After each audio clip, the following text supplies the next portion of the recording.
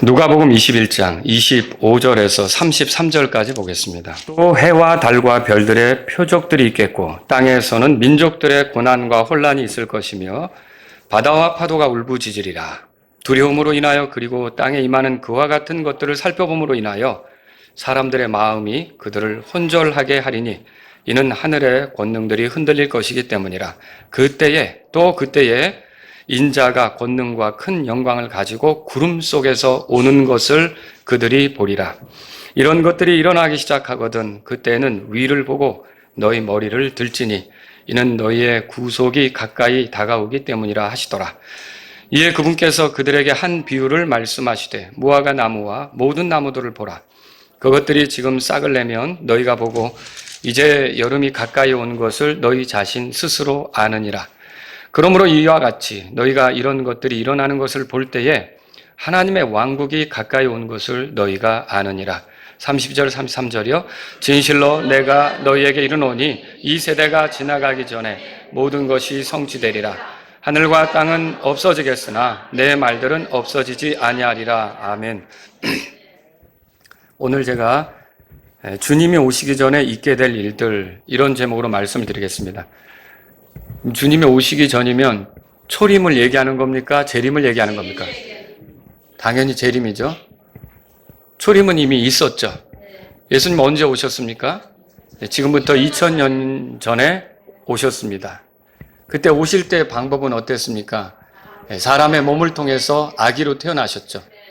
베들레헴에서 태어나셨어요. 마리아의 몸을 통해서 태어났어요. 그때 오셔서 하신 일이 뭡니까? 저와 여러분들의 죄 때문에 십자가에서 죽으시고 부활하신 거죠. 그 피를 흘려서 우리의 죄값을 지불하시고 우리를 구원하는 구원자로서 오신 분이 주님이십니다. 그 주님이 다시 오신다는 거예요. 여러분이 안전띠 매도록 조금 오늘 이 말씀을 드리려고 하는 겁니다. 어디 떠날 때 안전띠부터 매죠? 이제 곧 주님이 오십니다. 안전띠 매시고 떠날 준비 하셔야 됩니다. 알겠죠? 지금 읽은 이 말씀은 이제 예수님께서 하신 말씀입니다. 그리고 이제 제자들에게 그분의 다시 오심에 대해서 말씀하신 거예요. 자, 아까 말씀드렸지만 주님은 처음 오셨을 때 구원자로 오셨습니다. 자, 그럼 이제 다시 오신다는 거죠? 예수님이 다시 오신다는 걸 기다립니까? 네, 그때는 심판자로 오십니다. 악한 세상에 대해서 심판하시기 위해서 심판자로 오시죠. 근데 지금 예수님을 구원자로 만나지 못한 사람은 그때 주님이 다시 오신다면 그때는 심판자로 대면하셔야 되는 겁니다. 여러분들에게 구원받을 수 있는 기회는 지금이 제일 좋은 때죠. 지금이 은혜 받을 만한 때요. 구원의 날인 것을 믿으시기 바랍니다. 여러분, 주님이 다시 오시기 전에 어떤 일이 있겠습니까? 그리고 주님이 다시 오실 때는 그분이 어떤 모습으로 오시겠습니까? 이 두 가지를 오늘 여러분과 함께 이 말씀 안에서 살펴보기를 원합니다. 자, 그래서 여러분과 제가 주님의 다시 오심에 대해서 좀 마음을 새롭게 하고 준비하는 그런 시간이 되었으면 좋겠습니다. 먼저 주께서 오시기 전에 있게 될 일이 뭡니까? 주님이 다시 오시기 전에 땅에는 민족들의 고난과 혼란이 있을 것입니다. 25절, 26절을 같이 읽습니다.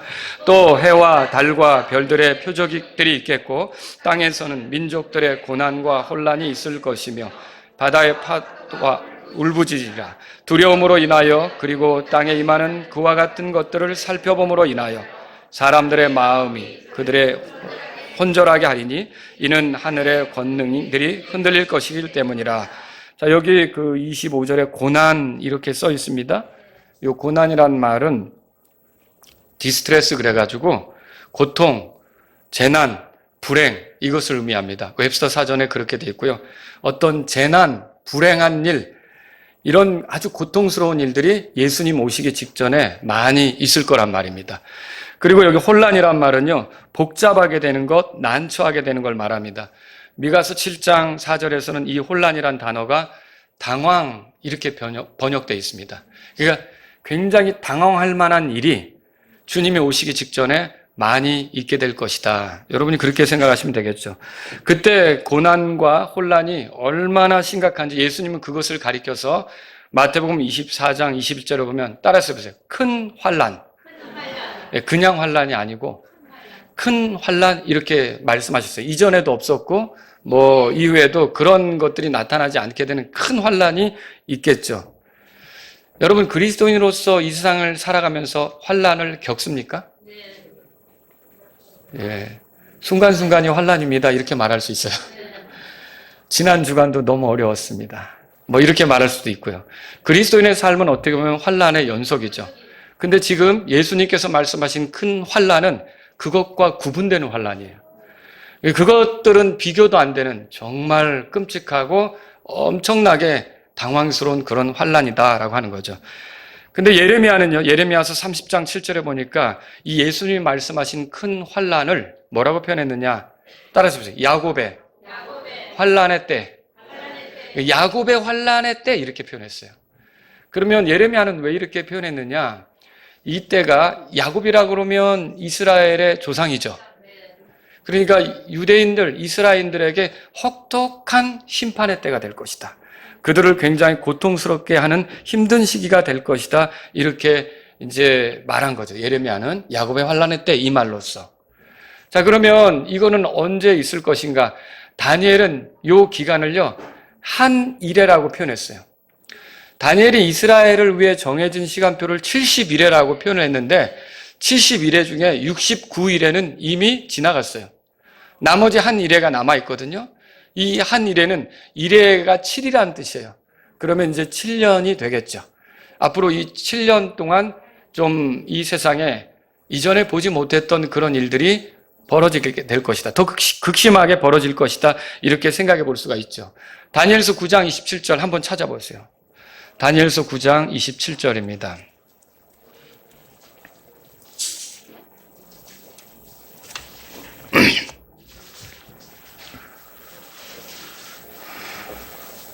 (25절) 보세요. 그러므로 알고 깨달을지니 곧 예루살렘을 회복하고 건축하라는 명령이 나가는 때로부터 통치자 메시아에 이르기까지 7일에와 62일에가 있을 것이요. 그러니까 예루살렘을 중건하는 명령이 아닥사스다 왕을 통해서 주어지게 되는데 이때로부터 계산해서 69일에가 지나면 메시아가 등장한다는 뜻이에요. 실제로 정확하게 이 시간표대로 예루살렘 중건령이 내려진 뒤에 69일에, 그러니까 한 일에는 7년이라고 계산하면 되겠죠. 예, 그렇게 시간이 흘러가서 예수님이 등장하셨어요. 그러면서 7일에와 62일에가 있을 것인가 69일에가 지나가는 거죠. 심지어 곤란한 때 거리와 성벽이 다시 건축될 것이라. 곧 또 62일의 후에 메시아가 끊어지겠으나 이건 메시아가 죽는다는 거죠. 예, 여러분 예수님이 지금부터 2000년 전에 돌아가셨잖아요.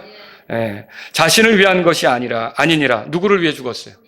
예, 하나님을 위해서 그리고 우리를 위해서 죽으신 거죠. 장차 이 말 통치자의 백성이 그 도시와 그 성소를 파괴하겠고, 이건 뭐죠? 자, 로마 군대가 들어와서 결국 예루살렘과 성전을 파괴한 얘기예요. 이것이 일어날 것이죠. 그리고 그것의 끝에는 홍수가 함께 있겠으며 또 전쟁이 끝날 때까지 황폐하게 하는 것들이 작정되었느니라. 이것이 이제 마지막 때 또 그 성전을 파괴하고 황폐하게 하는 그 일로도 연결이 될 수가 있겠죠. 뭐 중복으로 우리가 그렇게 살펴볼 수가 있는 예언이 될 수도 있습니다. 그러면 27절 다 같이 함께 읽겠습니다. 그가 많은 사람과 한 일해 동안 언약을 확정하리니 그가 그 일해의 한 중간에 희생물과 봉헌물을 그치게 하며 또 가증한 것들로 뒤덮기 위해 심지어 완전히 끝날 때까지 그가 그것을 황폐하게 할 것이며 작정된 그것이 그 황폐한 곳에 쏟아지리라 하더라. 자, 여기 그는 적그리스도죠. 그가 이 한 일해 동안 7년 동안 언약을 확정한다고 그랬어요. 아마 유대인들과는 평화롭게 언약을 세울 것입니다. 그리고 유대인들은 성전도 갖게 될 거예요. 자, 이 성전 지어줄 준비가 다 됐다 그랬죠. 그리고 붉은 암송아지도 찾았으니까 희생물도 준비가 돼 있고요. 그리고 여러분 성전을 갖게 되면은 성전 제사도 드리겠죠. 이때 이제 두 증인도 활동하게 될 거예요. 그러면서 유대인들에게는 좋은 시절 같아 보여요. 하지만 요 중간에 보세요. 그 일의 한 중간에 희생물과 봉헌물을 그치게 하며 그렇게 써 있죠? 적그리스도는 돌변해서 하나님께 드리는 성전 제사를 멈추게 하고요. 오히려 자기 자신을 경배하게 할 겁니다. 유대인들은 거기서 이상함을 느끼겠죠. 유대인들이 결국은 그 적그리스도에 대해서 성전 제사를 중단시키는 거니까 도전하게 되겠죠. 그럼 적그리스도는 어떻게 할까요? 이 유대인들과 그리고 그 시기에 이제 두 증인 혹은 14만 4천 명 이런 사람들을 통해서 예수님을 믿게 된 사람들이 나오겠죠? 이들에게 핍박을 가하는 아주 끔찍한 시절이 오게 될 거다라고 하는 겁니다. 그래서 이런 일들이 일어난다면 주님 오실 때가 코앞이다. 다 됐다. 주님 오시기 직전이다. 주님이 오시는 문 앞에 서 있다. 이렇게 생각해야 된다는 거죠. 여러분들이 지금 시절을 가볍게 생각하시면 안 됩니다. 예루살렘에는 언제든지 그들이 원하기만 한다면 성전이 일어설 수 있어요. 물론 많은 분들이 지금 성전이 있던 자리는 그 이슬람의 모스크가 있기 때문에 거기에 성전을 세우는 게 어렵지 않습니까? 라고 생각하는데 그 자리가 아닐 수도 있습니다.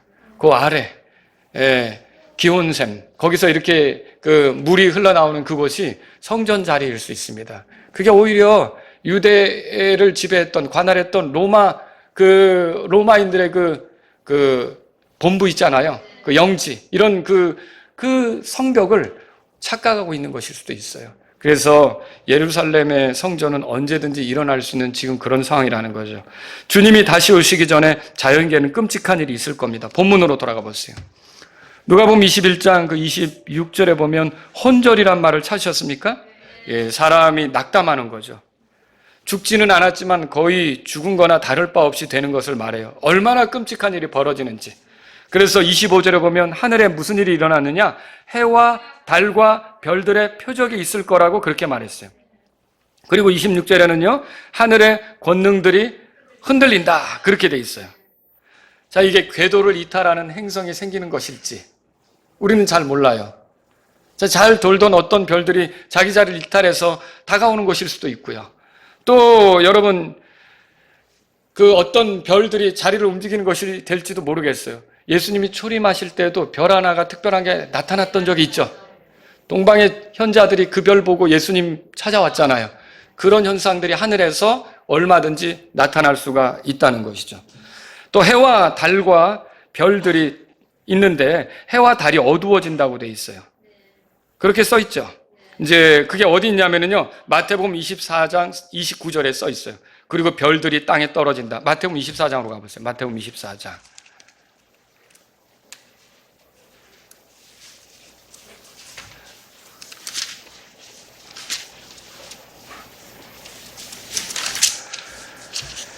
자, 29절에 다 같이 읽겠습니다.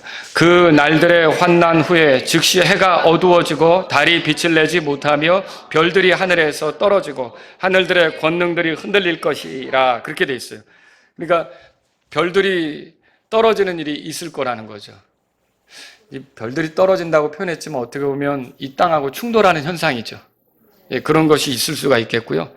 여러분 그 달은 붉은 빛을 낸다 그렇게 또 표현되어 있어요. 요한계시록 6장 12절의 내용을 빌어서 말씀드리면 해가 털로 짠 거친 배옷같이 검어지며 달이 피같이 되고 하늘의 별들이 땅에 떨어지되 무화과 나무가 강력한 흔들림에 그 자기의 설익은 무화과 나무들을 떨어뜨리는 것처럼 그렇게 될 거라는 내용이 들어있어요.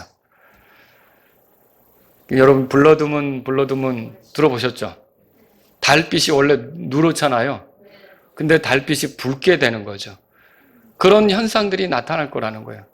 근데 이제 그게 어떤 월식 이런 것을 통해서 나타날 수도 있고요. 하늘의 해는 또 어떻게 어두워질 수 있을까요? 여러분 이 땅에서 타는 게 많다면 연무가 일어나잖아요. 연기가 올라가면 햇빛이 어두워질 수도 있는 거죠. 달빛도 어두워질 수도 있는 거고요. 이 땅 여기저기서 다 불타고 있다면 그게 나타날 수도 있다는 거죠.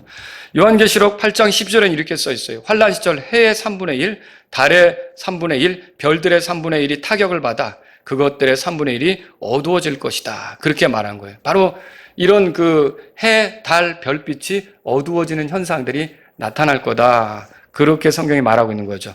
마태복음 24장 30절에는요. 예수님께서 오시기 전 하늘에 인자의 표적이 나타날 것이다 라고 그랬어요. 그 표적이 어떤 표적일까요? 우리는 그거 잘 몰라요. 하지만 성경을 보면 어떻게 써 있냐면 그 표적 때문에 사람들이 두려워 떨게 될 거예요. 그래서 사람들이 하늘을 보면서 두려워 떨 수밖에 없는 아주 특이한 표적들이 하늘에 나타날 것이다 라고 하는 거죠. 자, 하늘에는 이런 하늘이 흔들리고 하늘에 그 해와 달과 별들이 어두워지고 별들은 우수수 떨어지고 이런 일들이 생길 거라는 거죠. 그리고 땅에서는 어떤 일이 일어날까요? 자, 오늘 본문 말씀 보세요. 그 25절에 땅에서는 민족들의 고난과 혼란이 있을 것이며, 찾으셨죠? 네. 요한계시록에 4마리 말탄 자들이 등장하죠. 요한계시록 6장에 나옵니다. 흰 말 탄 자, 붉은 말 탄 자, 검은 말 탄 자, 창백한 말 탄 자. 그리고 흰 말 탄 자는 이제 평화의 사다로 가장한 그런 이제 사람을 얘기하는 거고, 그리고 이 붉은 말은 뭘까요? 붉은 말은 전쟁을 얘기하죠. 검은 말은요, 기근을 얘기하는 거고요. 창백한 말은요, 죽이는 거죠. 죽이는 거. 그래서 역병과 죽는 일, 이런 것들을 얘기하는 거예요. 그러면 마지막 때가 되면 어떤 일이 벌어진다는 거예요? 전쟁과 기근과 역병이 더 판을 치는 그런 일들이 생기게 된다라고 하는 거죠. 자, 요한계시록 16장 16절에는 아마겟돈 전쟁이라고 소개되고 있어요. 그게 주님이 오시기 전 마지막 전쟁이 되겠죠. 그런 전쟁들이 있어요. 근데 여러분이 알아야 될 거는요, 계시록에 소개되는 그 끔찍한 것은 갑자기 일어나는 게 아니라 서서히 증가되면서 폭발적으로 일어나는 거예요. 자, 그렇기 때문에 어떤 일이 벌어지냐면, 여러분 그 개구리가 이제 갑자기 뜨거운 물에 넣으면 어떻게 되죠? 활짝 뛰어나가려고 하겠죠. 근데 물에다가 넣고 불을 지피면 어떻게 될까요? 점점 살살 이제 뜨거워지는데 어떻게 할 거예요? 개구리는 또 변온 동물이라고 하잖아요. 그 속에서 아무렇지도 않게 이렇게 있다가 어떻게 될까요? 익어가는 거죠. 죽는 거예요. 자, 이게 뭐예요? 앞으로 있게 될 것도 그래요. 갑자기 어떤 게 막 무서운 일이 나타나는 게 아니라 서서히 그런 것들이 증대되어져 갈 거예요. 그러면 사람들이 어떻게 되느냐? 이게 눈치를 못 채는 거예요. 사실은 그런 것들을 주는 이유는 하나님께서 경고요, 회개하라는 뜻으로 주는 건데, 이게 이제 거기에 점점 마비가 되어 가면서, 그래서 여러분 요한계시록 우리가 공부했지만 16장에 가보면 사람들이 회개하는 게 아니라 더 강박하게 하나님을 저주하고 욕하고 이런 일이 벌어지잖아요. 그러니까 이런 심판을 받기 합당한 자로서 더 드러나는 일이 생겨버리게 된다는 거죠. 이런 것들이 지금부터 전쟁도 빈도수가 더 늘어날 것이고, 기근도 늘어날 것이고, 역병도 늘어날 것이고, 이런 일들이 생길 거라는 것이죠. 그때 피 섞인 우박과 불이 땅 위에 쏟아지고 나무의 3분의 1이 불타버릴 거라고 계시록 8장 7절에 써 있어요. 사람들은 이 땅, 지구가 뜨거워지고 있다고 얘기하고 있어요. 여러분들은 그거에 대해서 어떻게 생각하세요? 어떤 사람은 이제 음모론이다 그렇게 얘기해요. 아니, 그게 맞는 것 같다 이렇게 얘기해요. 이 과학자들 하는 얘기는 지구가 평시의 온도보다 1.5도 이상 올라가면 망가진다는 거예요. 이거 완전히 대재앙이라는 거예요. 그런데 과학자들은 현재 1.2도 수준까지는 왔다. 뭐 이제 이런 얘기를 하더라고요. 근데 여러분, 이게 음모론일 수도 있고 아닐 수도 있는데, 저는 제가 그거에 대해서 얘기하고 싶지 않아요, 오늘. 근데 성경은 앞으로 멸망할 때 뜨겁게 멸망할까요? 아니면은 그냥 지금과 같은 형태로 있다가 없어질까요? 뜨겁게 멸망해요. 뜨거워져요. 분명히 뜨겁게 돼 있어요. 한번 성경을 찾아보세요. 베드로후서 3장 찾아보세요. 그래서 어찌 보면 뜨거워지는 게 맞는 것일 수도 있겠다라는 생각도 드는 거예요. 점점 뜨거워지죠. 3장, 베드로후서 3장 보세요. 10절입니다. 거기 보시면, 그러나 주의 날이 밤에 도둑같이 오리니 그날에는 하늘들의 큰 굉음과 함께 사라지고 그 원소들이 뭐라고 돼 있어요? 뜨거운 열과 함께 녹으며 땅과 그 안에 있는 일들도 뭐라고 돼 있어요? 갈수록 뜨거워지고 갈수록 불태워지겠죠. 여러분 계시록의 16장에 가보시겠어요? 한번 16장 보세요. 그러니까 점차 마지막은 불살라질 거예요. 그러니까 엄청나게 뜨거운 속에서 멸망할 것을 여러분이 알아야 되는 거죠. 이게 지금 세상이 가는 방향이에요. 그런데 계시록 16장에 가보면 거기에 환란 시절에도 또 이런 일이 있어요. 16장 보세요. 거기 8절 다 같이 읽겠습니다. 8절, 또 넷째 천사가 자기 병을 해 위에 쏟아부으니 사람들을 불로 태우는 권능이 그에게 주어지더라. 그게 해가 얼마나 뜨겁게 사람들에게 영향력을 미치는지 사람들이 타서 죽는 사람이 생길 거라는 거죠. 그럼 이게 점점 이렇게 뜨거워져 가고 결국은 마침내는 어떻게 될까요? 이 원소들까지도 다 타버리고요. 모든 것이 불태워지는 그런 시점으로 가게 된다는 거예요. 최근 호주에서 일어난 산불에 대해 들어보셨습니까? 2019년 9월 2일에 발생했어요. 근데 이 화재가 언제까지 갔느냐? 2020년 2월 13일 날까지 갔어요. 거의 반년 동안 호주 땅을 태운 거예요. 자, 이때 산불로 일어난 연기가 뉴질랜드는 물론이고 남미 쪽으로도 날아갔어요. 태평양 연안과 북쪽으로는 도쿄만까지도 연기가 올라왔어요. 그해 겨울 대한민국이 이례적으로 따뜻했대요. 그 연기의 영향으로. 그런데 그 대한민국 면적이 어떻게 되느냐? 우리나라 면적 아시죠? 옛날에 9.8만 제곱킬로미터 이렇게 했는데 그냥 10만 제곱킬로미터 이렇게 잡을게요. 우리나라가 현재 10만 제곱킬로미터의 영토를 가지고 있어요. 근데 이 호주의 산불로, 호주의 불로 우리나라 면적의 1.8배, 18만 제곱킬로미터가 탔어요. 그러니까 우리나라 땅 넓이의 거의 2배에 해당하는 영역이 불탄 거죠. 생각해 보세요. 서울 정도가 불탄 게 아니고 우리나라 땅 거의 남북한 합친 남북한이 22만 제곱킬로미터인데 그렇게 굉장히 넓은 지역이 불타버린 거예요. 그리고 건물은 5,700채가 전소되었고요. 야생동물은 5억 마리가 불타 죽었다고 전해지고 있어요. 이 화재 때 정란운이라는 구름이 생겼어요. 이 열기에 의해서 이제 그 연기가 올라가면서 구름을 만드는데 그 기류에 의해서 이 구름은요, 비를 내리지 않으면서 번개만 치는 구름이었어요. 생각해보세요. 무섭겠죠? 비는 안 내리는데 계속 번개 치는 거예요. 그리고 이 연기가 자욱하니까 하늘이 누렇다 못해 사진을 찍은 걸 제가 봤어요. 시뻘개요. 빨개요. 그래서 마치 서 있는 게 그 지역에 사는 사람은 외계 행성에 온 것 같은 기분이 드는 거예요. 햇빛이 이상하다는 거죠. 그냥 보통 정상적인 빛깔이 아니라 붉은 빛으로 이렇게 공기가 사방 그렇게 보이는 거예요. 여러분 두렵지 않겠어요? 무섭겠죠? 그런 일들이 호주에서 있었다라고 하는 거죠. 근데 이 비가 어떻게 꺼졌느냐? 사람이 끌 수가 없었어요. 결국은 하나님이 비를 내리셨어요. 하나님이 2020년 1월 19일부터 비를 내리기 시작했어요. 근데 이때 비가 내리는데 또 이것도 두려운 일이었어요.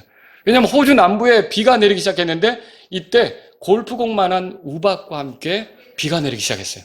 그러니까 수개월 동안 불탔던 땅이 이제 골프공과 함께 비가 내리기 시작하니 골프공만한 게 떨어지면서 차는 다 깨지고 집 유리창 모든 게 다 박살나면서 그런 우박덩어리가 떨어지니까 사람들은 이거 완전히 종말이구나.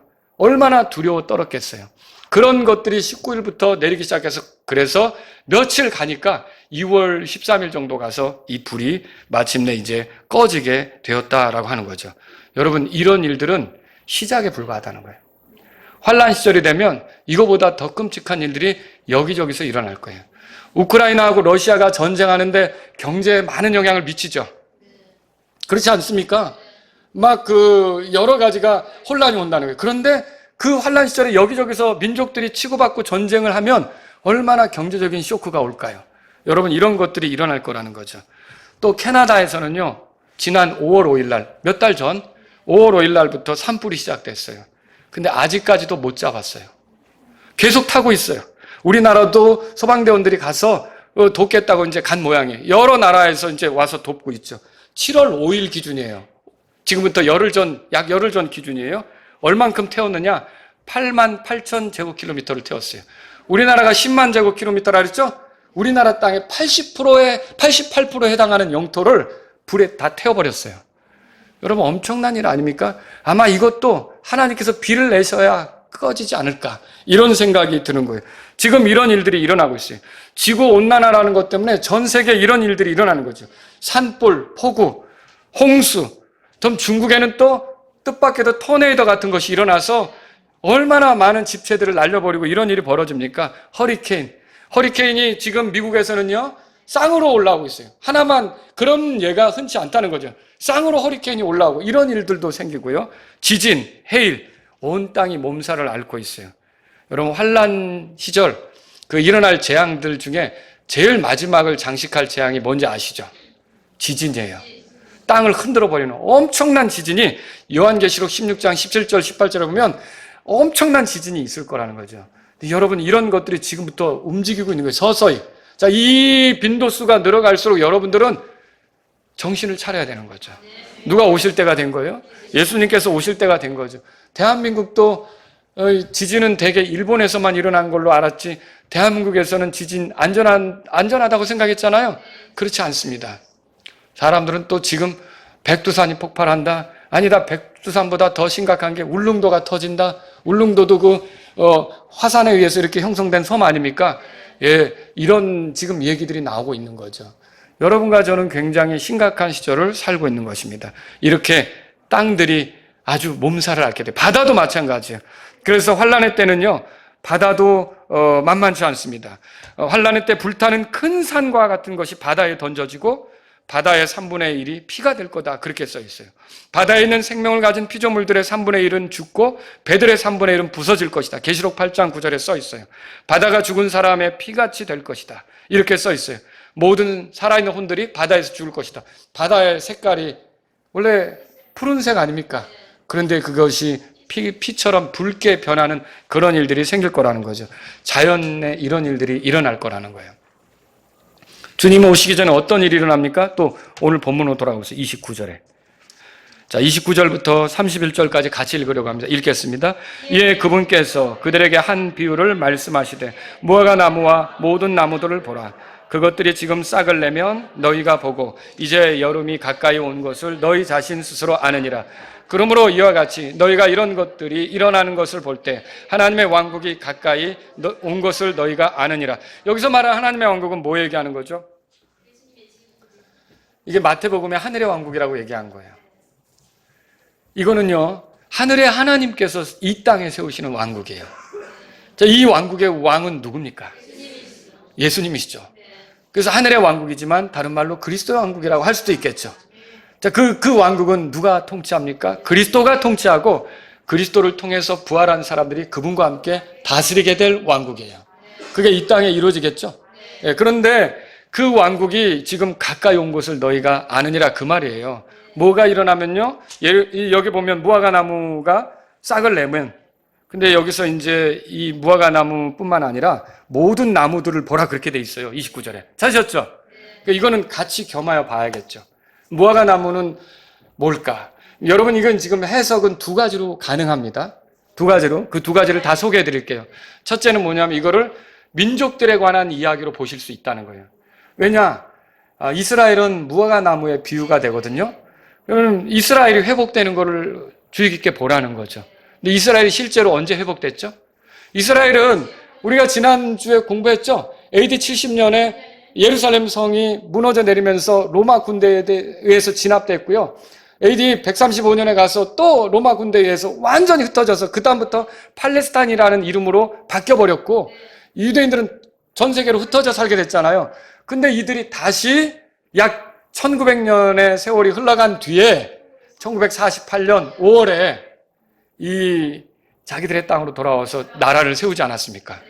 역사적으로 이런 나라가 없거든요. 드물거든요. 이렇게 잃어버린 그 나라를 우리나라는 뭐 35년 만에 되찾았지만 여러분 보세요. 이렇게 우리가 되찾았는데 만약에 우리가 한 2000년 동안 이렇게 갔다. 그럼 우리나라를 다시 되찾을 수 있을까? 동화돼서 흐지부지 없어지지 않았을까? 근데 이 이스라엘은 다시 되찾은 거예요. 여러분 이것은요. 하나님이 하실 일이 지금 다가오고 있다는 뜻이에요. 여러분들은 이스라엘 역사를 가볍게 생각하시면 안 돼요. 이스라엘이라는 자체, 그 이름 자체에 하나님이 들어있는 거 아시죠? 이스라엘, 그 엘이 하나님을 말하는 거예요. 그러면은 하나님과 겨루었다라고 하는 그런 의미가 있는 거죠. 하나님께서 인정해 주신 거죠. 야곱에 대해서. 그래서 여러분이 이스라엘을 볼 때마다 하나님이 하시는 일을 가볍게 생각하면 안 돼요. 이제 이 이스라엘을 회복시키셨는데 예루살렘이 마침내 이스라엘의 수도가 되고 트럼프가 그걸 인정했죠? 네. 대사관도 그쪽으로 옮긴다고 그랬고 그리고 거기에 뭐만 세워지면 됩니까? 성전만 세워지면 되겠죠. 그럼 점차로 이제 주님이 가까이 오실 일이 다가온 거죠. 그런데 여러분 여기서 이 이스라엘을 무화과 나무로 본다면 모든 나무들은 다른 민족들을 얘기하는 거가 되겠죠. 다른 민족들을. 그렇죠? 이런 민족들이 싹을 낸다는 거예요. 무화과 나무도 싹을 내고요. 그래서 제가 이렇게 설교를 준비하면서 찾아보니까 이제까지 그 과거의 역사는 강한 나라가 침범을 해서 잡아먹는 거거든요. 강한 예를 들어서 보세요. 한때 바벨론 제국, 메데 페르시아 제국, 그리스 제국, 로마 제국 들어보셨죠? 이런 나라들, 그리고 또 몽골이 전 세계를 막 이렇게 크게 휘저었던 적이 있잖아요. 정복하고. 그 뒤에는 어때요? 유럽의 여러 나라들 이렇게 연합적으로 막 집어삼키고 이런 게 있잖아요. 그 다음에 영국이 여기저기 식민지로 개척하고 많은 나라들을 삼키고 이렇게 했잖아요. 포르투갈, 또 스페인 이런 나라들이 다 삼켰잖아요. 그래서 그 민족들이 자기 나라를 잃고 주권을 잃고, 인도도 그랬고요. 영국에서 삼켜지고. 그런데 이런 것들이 회복이 되는 거예요. 회복이 되는 거죠. 이게 언제부터 극심하게 일어나냐면 1900년대 들어와서 1900년대부터 2011년까지 약 59개의 나라가 생겼어요. 그러니까 약 60개의 나라가 생긴 거죠. 그럼 거의 2년에 한 번꼴로 나라가 독립을 하는 거예요. 여러분, 이런 일들이 지금 빈번하게 일어나고 있는 거예요. 여러분, 주님이 오실 때가 그렇게 본다면 다가왔다고 여러분이 생각해 볼 수 있는 거죠. 이 해석은 다른 방식으로도 해석할 수 있어요. 무화과 나무와 모든 나무들의 잎사귀가 나오면 계절이 바뀐 걸 알죠? 그런 것처럼 이런 현상들, 지금 그 25절, 26절에서 말한 거 있잖아요. 하늘에 어떤 표적이 있고 땅에 어떤 모습이 나타나고 바다에 어떤 일들이 나타나는 거 있잖아요. 이런 일들이 계속 빈번하게 이렇게 일어나기 시작하면 우리가 지금 계절이 바뀌듯이 주님이 오실 때가 됐구나라고 이해하라는 뜻이죠. 지금 그렇게 얘기하는 것이 된다는 거예요. 그래서 누가복음 12장 54절에서 57절에 보면 그분께서 또한 사람들에게 이르시되 너희가 구름이 서쪽에서 일어나는 것을 볼 때에 곧바로 이르되 소나기가 오는도다 하면 그것이 그러하도다.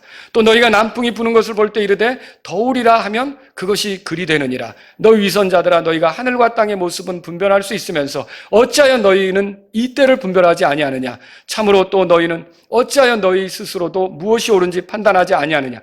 아니, 세상이 돌아가는 것을 보면 여러분들은 이제 주님이 오실 때가 가까웠다는 것을 눈치채셔야 된다는 거예요. 남풍이 부네? 날이 덥겠는데? 그렇게 생각하는 것처럼 여러분이 이런 일들이 일어난다고? 주님이 오실 때가 다가왔네? 이렇게 생각해야 된다는 거죠.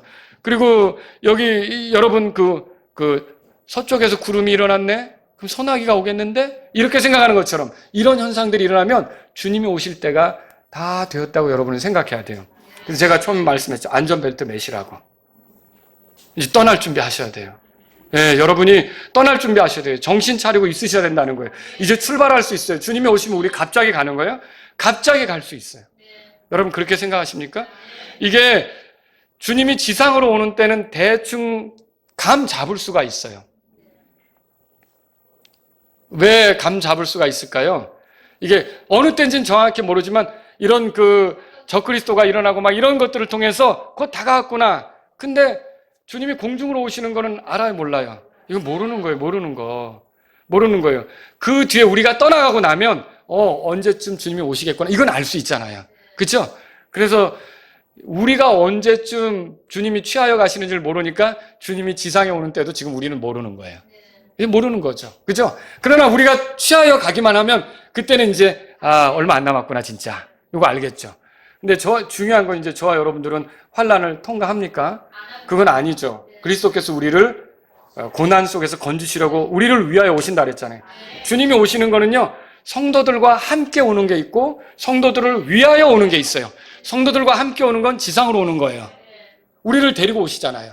성도들을 위하여 오는 건 우리를 건지려고 오는 거예요. 그건 공중으로 오셔서 우리를 취하는 거죠. 이것이 우리에게 있단 말이에요. 그래서 저와 여러분들은요, 준비하셔야 돼요. 주님께서 오신다고 했기 때문에 이제는 준비하셔야 될 때가 되었다고 생각하셔야 됩니다. 그럼 주님께서 오실 때 모습은 어떻습니까? 두 번째로 27절에 가보세요. 누가복음 21장 27절.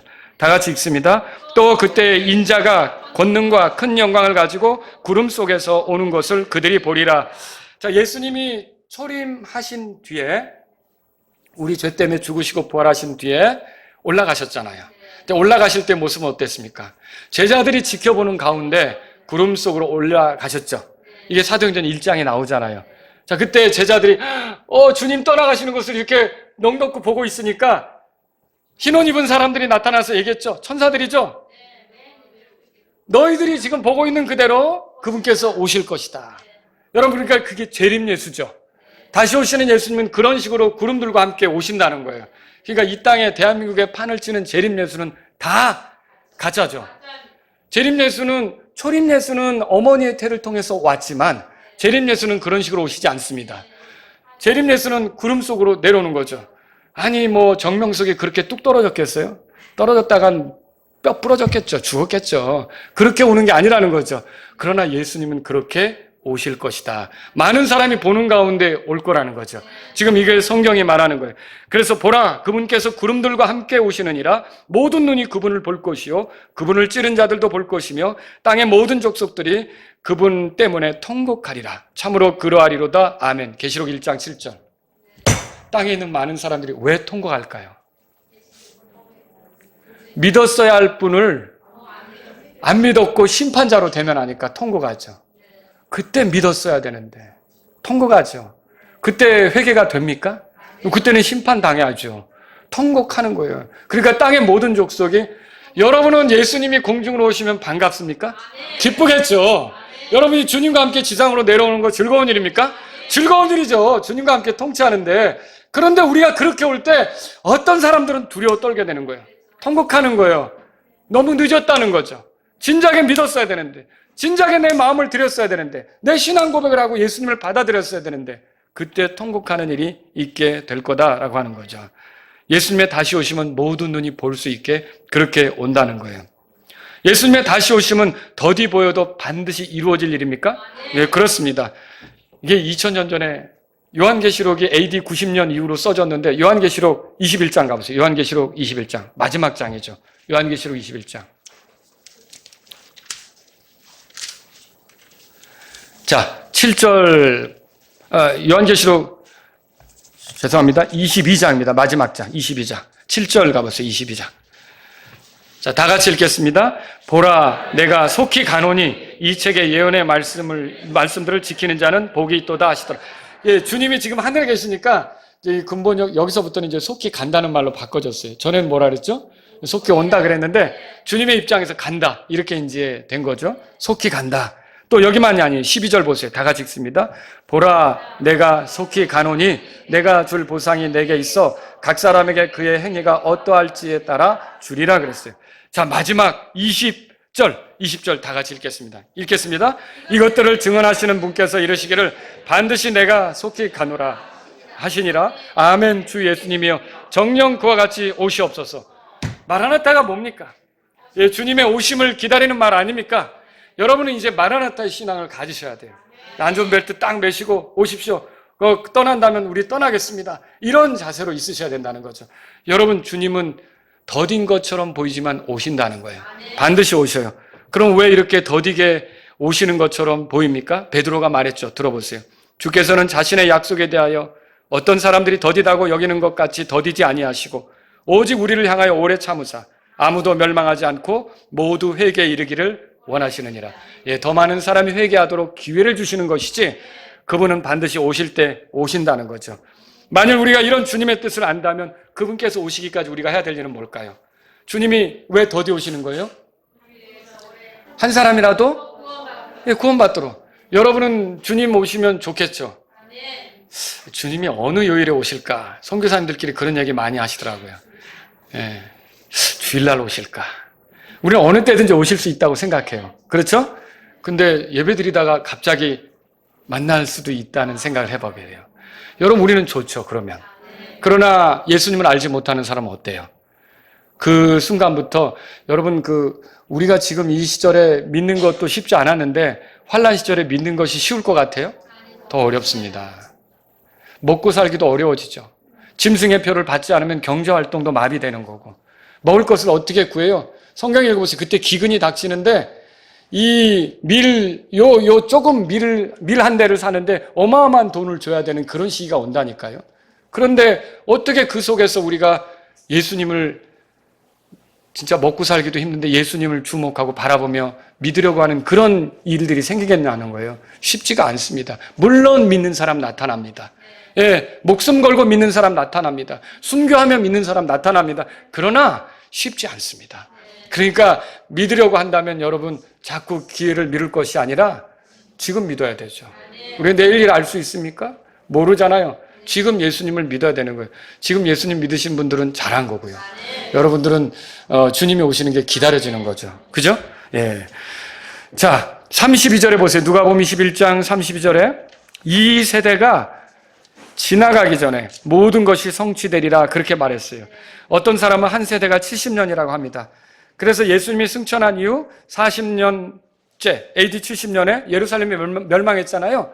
그래서 이제 한 세대를 충족시킨 거다 이렇게 이렇게 말을 하는데, 예언에 대해서 해석하는데, 지금 예수님이 예루살렘 멸망만이 아니라 그분이 오시는 거, 그분이 오시기 전에 있을 일, 그것도 말하잖아요.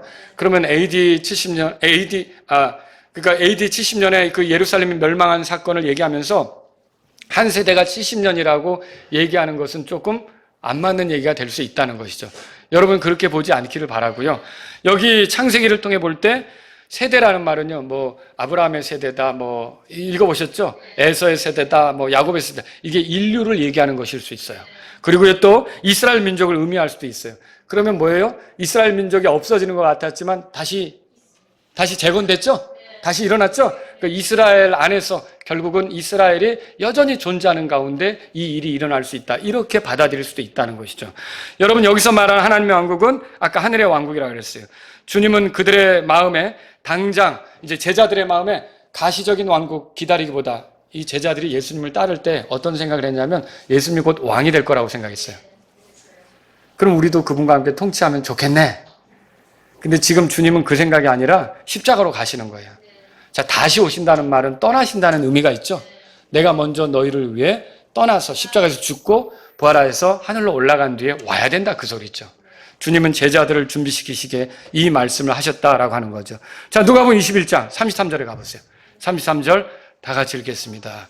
하늘과 땅은 없어지겠으나 내 말들은 없어지지 아니하리라. 여러분 믿으십니까? 반드시 예수님 말씀은 성취될 거예요. 자, 말씀을 정리할게요. 그분의 초림이 분명하다면 그분의 재림도 분명합니까? 예. 2000년 전에 예수님 왔죠? 그러면 다시 오십니까? 이 초림에 대해서도 예언이 있었어요. 그 예언이 성취되었습니까? 예, 그러면 재림에 대한 예언도 성취될까요? 예, 당연하죠.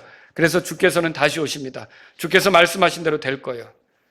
자, 이제 그리스도인인 우리들은요, 믿지 않는 자처럼 세상을 살아서는 안 됩니다. 세상에서 벌어지는 일들을 예의주시할 필요가 있습니다. 전쟁이 일어나고 기근이 심하게 일어나고 역병이 돌고 할 때마다 여러분들은 이 주님이 오시는 것은 잊고서 그 문제만 급급해가지고 풀어가는 사람들 있잖아요. 그런 사람들처럼 살면 안 되는 거고 주님이 곧 오실 때가 되었다는 생각을 가지고 정신을 차려야 되는 거죠. 여기저기서 하늘과 땅 바다에서 각종 재난이 일어날 때 그 규모도 점점 커지고 있는데 토네이도, 허리케인, 해일, 지진, 산불, 홍수 이런 것들이 계속 늘어갈 때마다 여러분들과 저는요 정신을 차려야 돼요. 깨어 있어야 돼요. 마지막 때를 우리가 살고 있다는 생각으로 깨어 있어야 돼요. 여러분에게 또 한 가지 힌트를 드릴게요. 언제가 마지막 때냐? 사실 어떻게 보니까 고려시대나 이런 때는 마지막 때가 아닌 게 맞더라고요. 주님이 언제든 오실 수 있다고 생각했겠지만 다니엘서 12장 가보세요. 다니엘서 12장. 다니엘서 12장.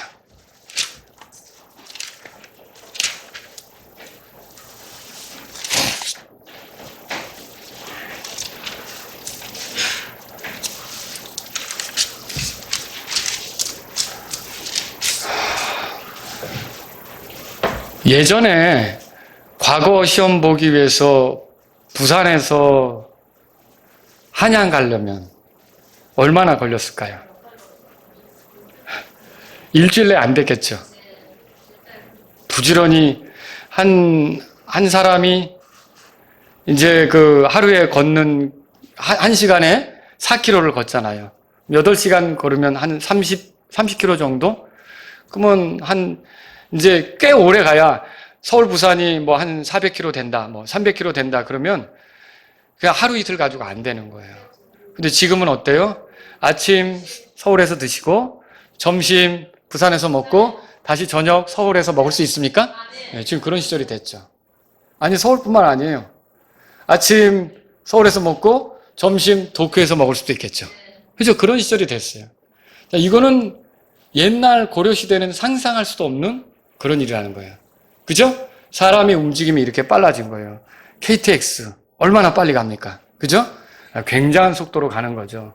그리고 여러분 지금은 얼마나 많은 정보가 생겼습니까?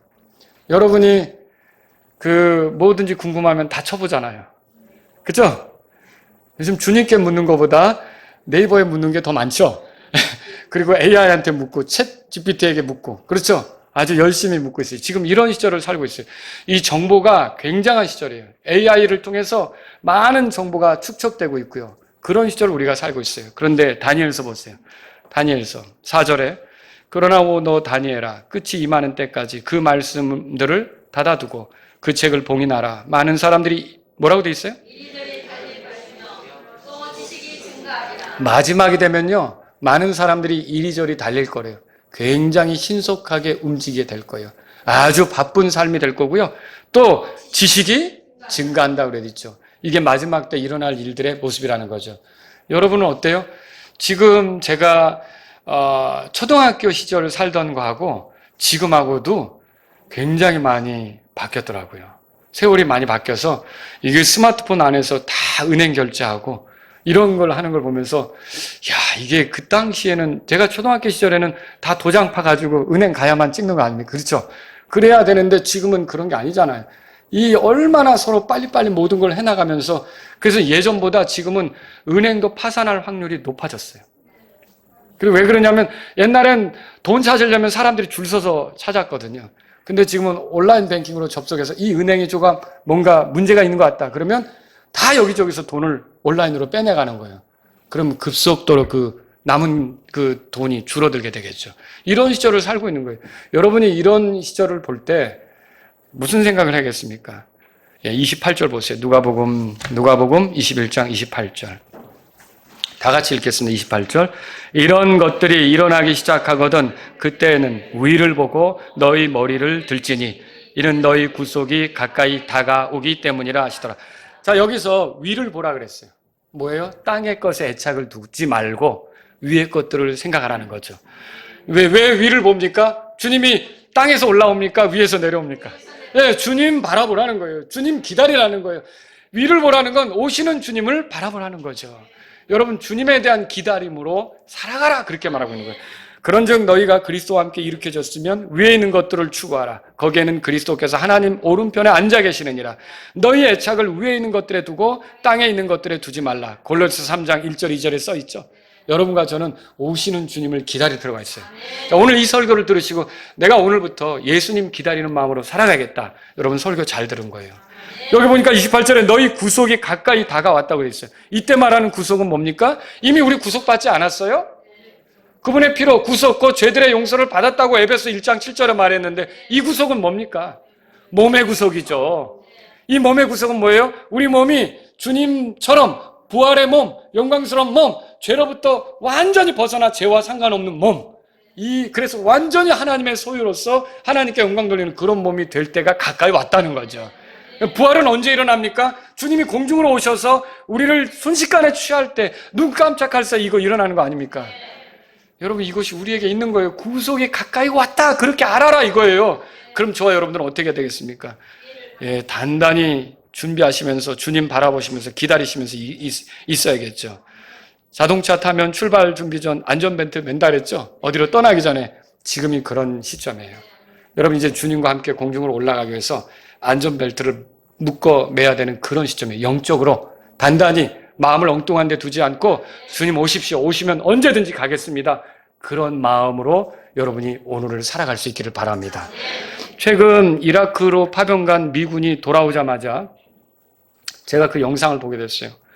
그 여자분은 남편이 오니까 반가워서 이렇게 갔죠. 그런데 그 둘 사이에 아기가 하나 있었던 거예요. 근데 그 아기를 딱 남자가 취하고는 여자에게 이혼을 통보했어요.